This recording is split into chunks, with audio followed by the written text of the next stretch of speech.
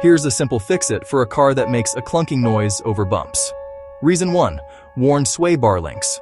Loose or broken links can cause a sharp clunk when hitting bumps or turning. Reason 2. Bad strut mount. A failing mount can create a knocking sound when the suspension moves.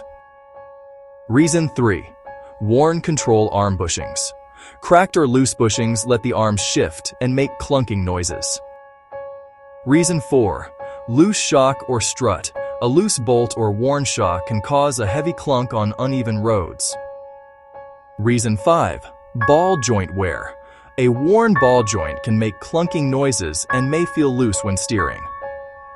If the clunk happens mostly at low speeds or when turning into driveways, sway bar links are usually the cause. This was another Simple Fix-It. Subscribe for more Simple Fix-Its.